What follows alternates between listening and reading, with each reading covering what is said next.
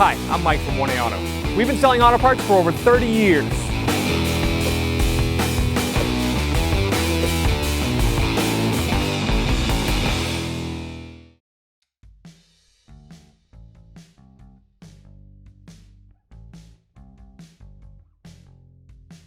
Hey everyone, Sue here from 1A Auto, and today I'm going to show you how to do an inner tie rod end on a 2011 Ford F-150.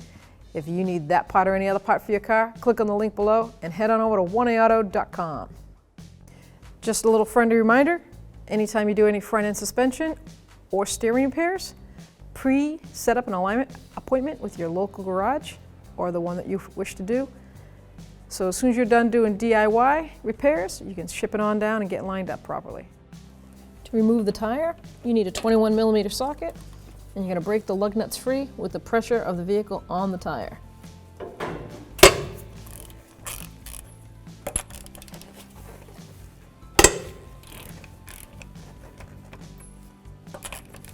Now I'm going to raise and support the vehicle with a 2-post lift. You can use a jack and jack stands at home.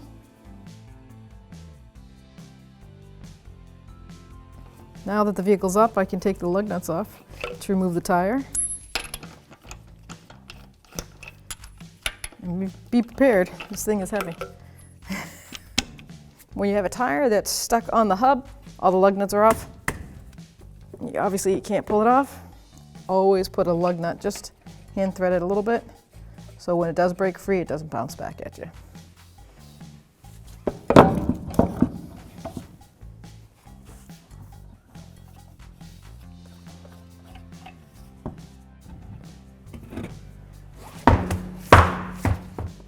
Always loosen the jam nut before you take anything out of the knuckle, the tire ends, because this nut is really tight. So you need the leverage to loosen that. This particular model is a 24mm wrench. As you can see, the inner tie rod end is spinning.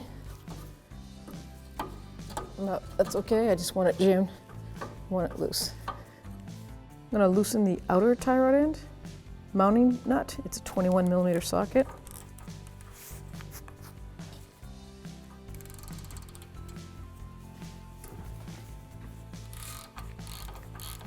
You can take that nut all the way off.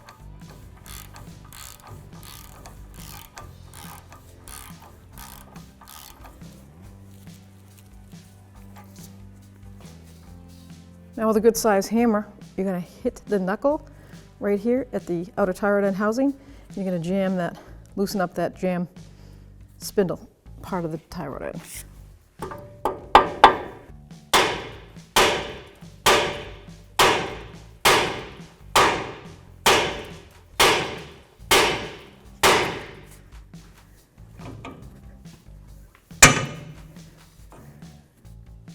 The object here now is to take this outer tie rod end off the inner.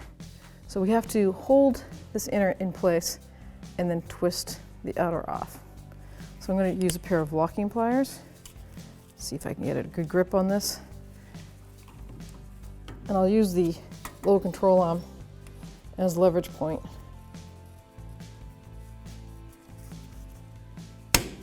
Let's hope that doesn't spin. And I have a pair of very large locking pliers. This is almost a must for any front end repair.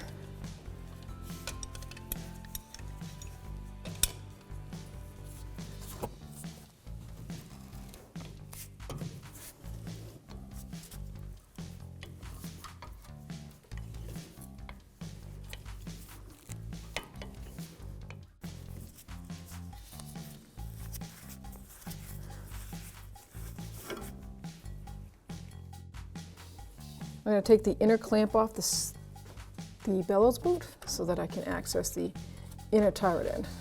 This is a clamp that you're not going to be able to reuse.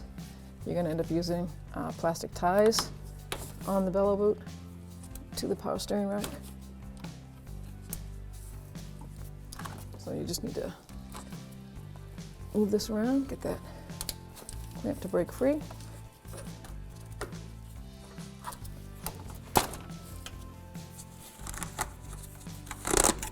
toss it out. Now I'm going to take the lower clamp off and just slide that down.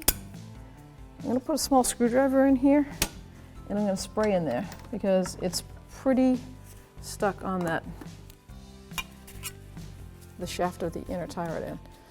It gets really tight in there. So I don't want to damage the boot, I just want to lift it up enough to spray some penetrating spray in there. And I can wiggle that around. And you'll see that the boot will come down so much easier when I grab it and pull down. There you go. Now I've exposed the inner tie rod end, and I'm going to take that off of the rack. So I just pulled the bellow boot back and I just put a pair of locking pliers so that you can get a good visual of this, plus I can see better myself. So you're just going to grab it and break it free.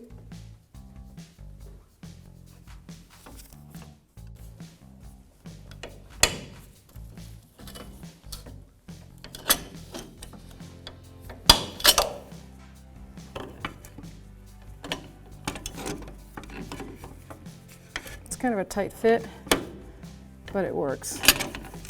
You could use the inner tie rod end tool also, but the bellow boot, the jam nut is stuck on the shaft here. So we're going to end up putting it in a vise to take that jam nut off.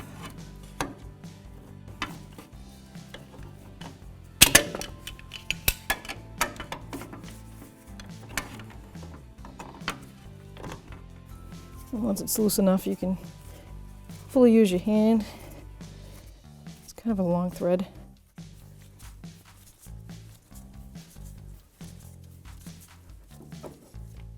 Now with the tie rod end out, we can go put it in a vise on here and take the jam nut off. Now with the inner tie rod end in a vise, I'm going to use a 24mm socket, and I'm hopefully going to break this jam nut free. If it doesn't break free, I'm going to need to get some heat and heat it up. And it looks like that's exactly what's going to have to happen.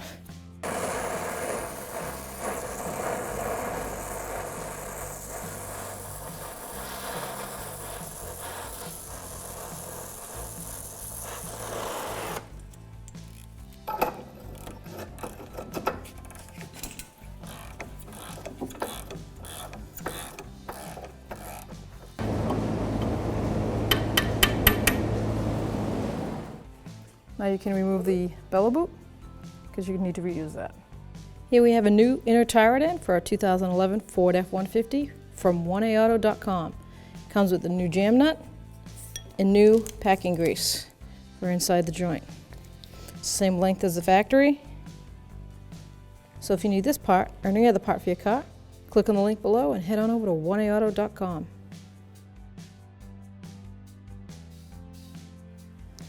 Before I install the new inner tie rod end, I like to add a little thread locker, just a dab. As you can see, the factory puts some on the inside.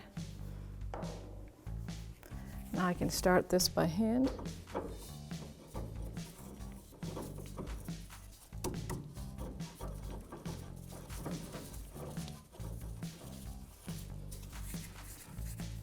Now I like to put my adjustable lock pliers on there, right on the actual the hexagon that they give you. There's no way I don't have a socket, obviously, that's going to go all the way in there. My inner tie rod end tool doesn't have that bit. So wrench-wise, I'd like to tell you what size it is, but I'm guessing it's up there in 30mm. Now it's bottomed out, so I'm just going to give it a little quarter of a turn. Not too much, because you don't want to twist that power steering rack shaft. Now this is an electric power steering rack. It's not hydraulic. I still want to make sure I don't get any dust in there. I'm going to clean that opening out, make sure there's no dirt. And now I'm going to pack the inner tie rod end with the grease that comes with it. Just tear a corner off. What I like to do is move the joint.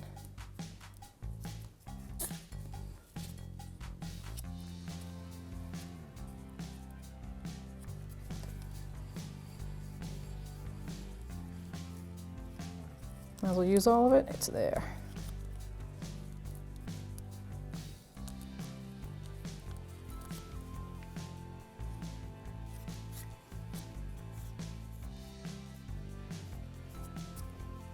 Like a little Picasso. Before I install the bellow boot on the inner tire end in the rack, I like to put a little silicone paste on this end of the boot. That way when it sits on the inner tire end and it's clamped down, it's not dry, so it won't twist as someone's doing the alignment. So now we can slide that right onto the notch and feel it locked right in. Now I can line up the inner, and I'm going to replace that with a plastic tie. That's my loop.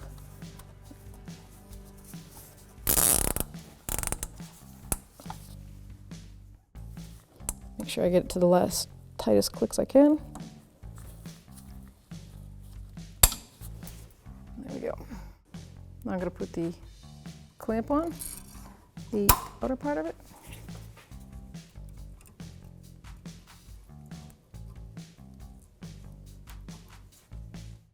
So now I'm going to coat the threads with some Never Sees. This will help the future, so you don't need to say here, oh, you need both inner and outer tie rod ends just to do the alignment. I know there's no place, sir or ma'am, but I can't do the adjustment. So this will hopefully prolong that.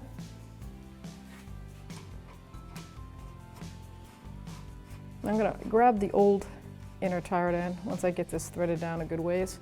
I'm going to line up the markings so I have the alignment as close as possible so I can drive it to an alignment shop without causing havoc going down the road and severe tire wear, which can occur in just a mile if this thing is out really bad. So all I'm going to do is, you can see where the rust was for years, so I'm just going to line the ends up because I know that these are the same length, and I'm just going to turn my jam nut till it meets about the same amount of rust. You can do this several ways. You can count threads, you can tape off, measure and tape it off. In this case, I know that I'm going to go get an alignment right away, so I'm just eyeballing it. Just reverse procedure to install the outer.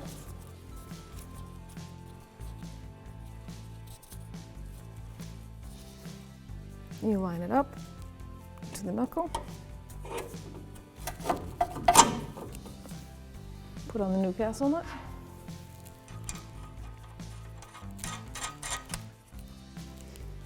And tighten it down. I'm just going to put the castle nut on hand tight, stop that from popping out.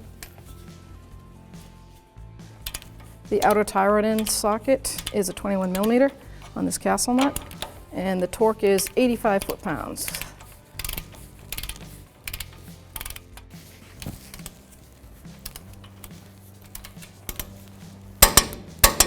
Let's see if wow, I lucked out. The cotter pin lined right up. Always, always don't forget to use a new cotter pin. With our tie rod end assembly, it comes with it. Please don't use the old cotter pin. It's worn out.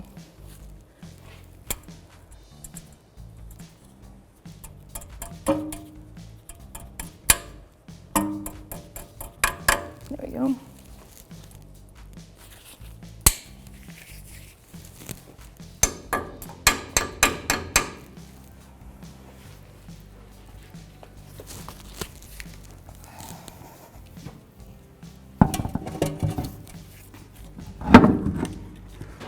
Okay, now we can put the lug nuts on. Now we're just going to bottom out all the lug nuts right to the hub, lower the vehicle, and we'll torque these down to manufacturer's specs, 150 foot-pounds in the star pattern. Okay, now the vehicle has pressure on the tire. I didn't lower it all the way enough so that there's pressure on the tire, and I could torque my lug nuts 150 foot-pounds.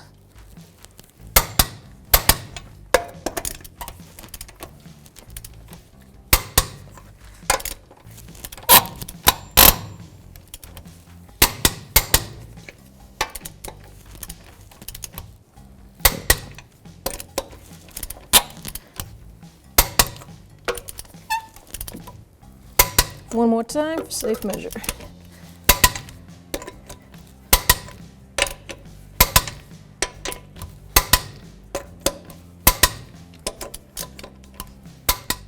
Thanks for watching.